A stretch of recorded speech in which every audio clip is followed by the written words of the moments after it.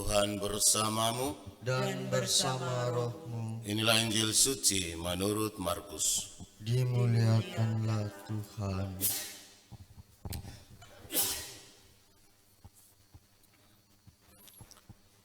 Pada suatu hari Yesus mengajar di tepi danau Galilea. Maka datanglah orang yang sangat besar jumlahnya mengerumuni dia, sehingga terpaksa naik ke sebuah perahu yang sedang berlabuh.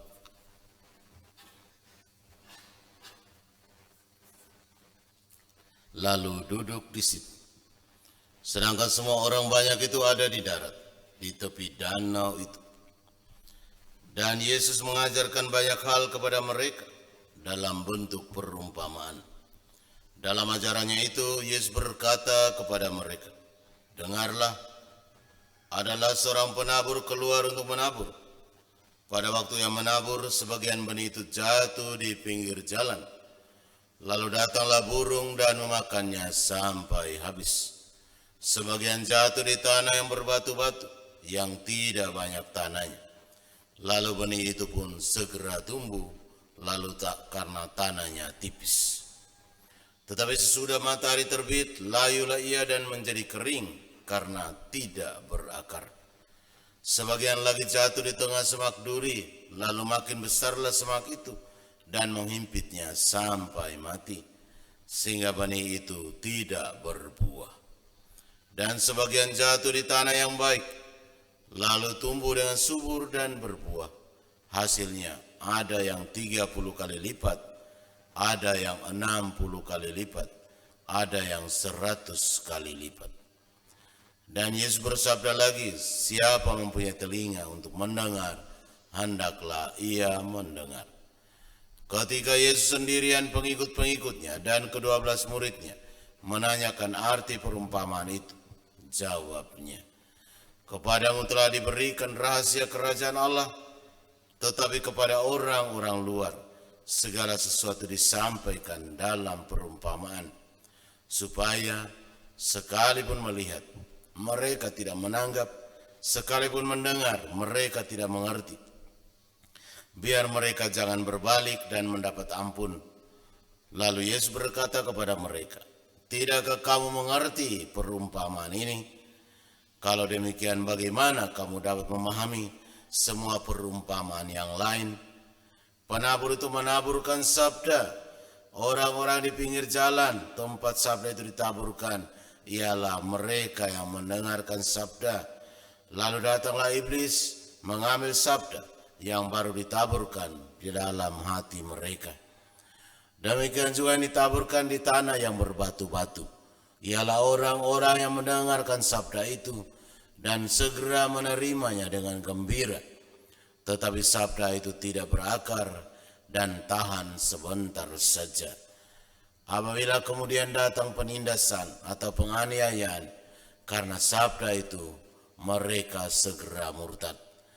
Dan yang lain yang ditaburkan di tengah semak duri ialah mendengarkan sabda itu, tetapi sabda itu lalu dihimpit oleh kekhawatiran dunia, tipu daya, kekayaan, keinginan-keinginan akan hal-hal lain, sehingga sabda itu tidak berbuah. Dan akhirnya ditaburkan di tanah yang baik ialah orang yang mendengarkan dan menyambut sabda itu lalu berbuah. Ada yang 30 kali lipat, ada yang 60 kali lipat, dan ada yang 100 kali lipat. Demikianlah sabda Tuhan. Terpujilah Kristus.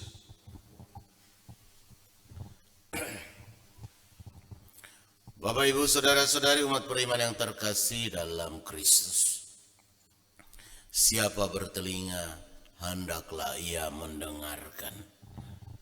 Telinga itu penting sekali. Orang setelah mendengarkan apa yang dibicarakan, dia harus simpan di sini.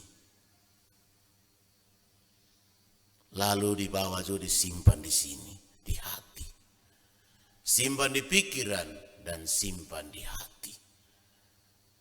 Dua unsur penting yang mendukung apa yang telah diterima oleh telinga. Kalau hanya berhenti di telinga, lalu tidak dipikirkan, tidak disimpan dalam hati, maka tidak ada manfaatnya. Orang tidak lagi bisa merasakan ini benar atau salah, ini baik atau tidak baik, ini bermanfaat atau tidak bermanfaat.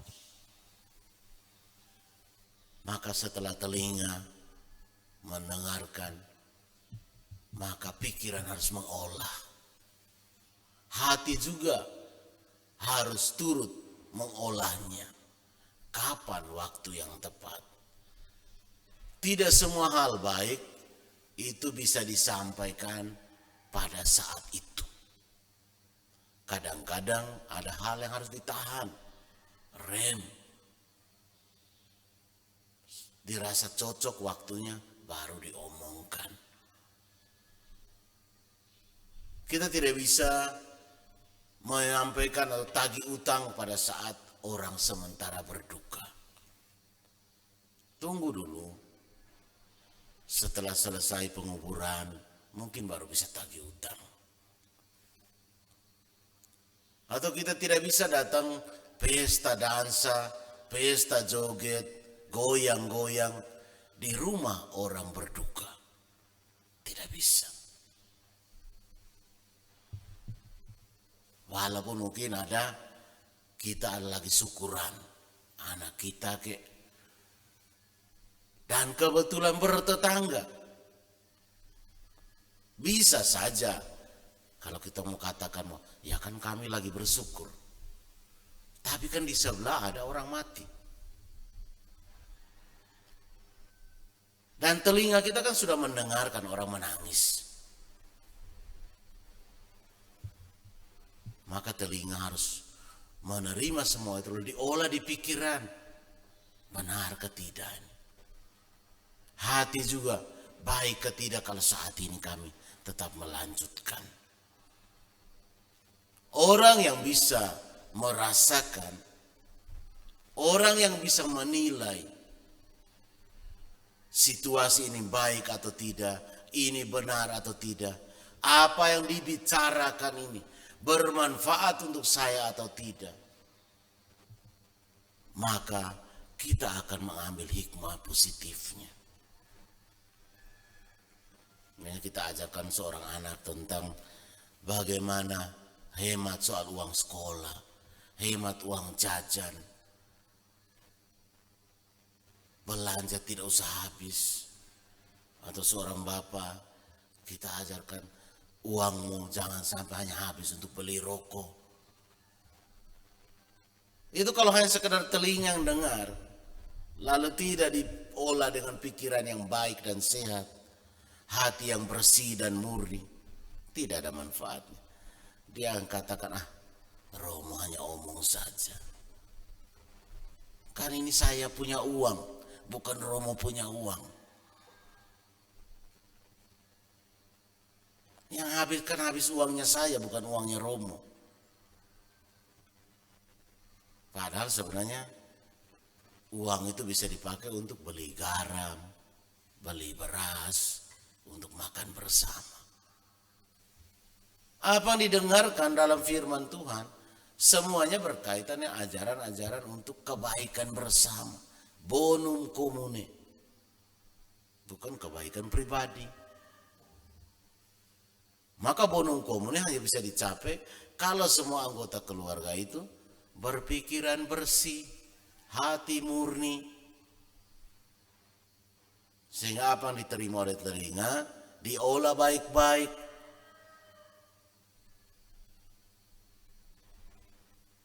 Kalau saya selalu semua ponakan saya selalu saya ajarkan untuk selama kau masih sekolah jangan dulu isap rokok lah.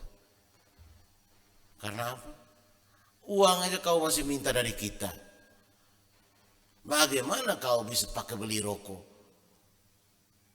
Sementara minta uang sekolah.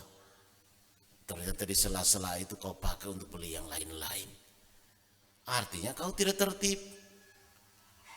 Mau pilih sekolah atau mau pilih jadi perokok. Itu pilihan. Mau tertib atau tidak.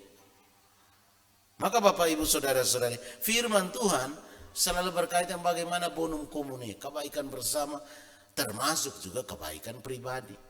Tapi tidak bisa kebaikan pribadi mengalahkan kebaikan bersama.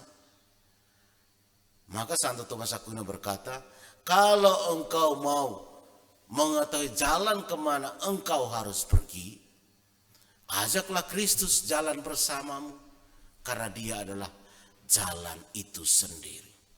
Tuhan memberkati kita. Amin.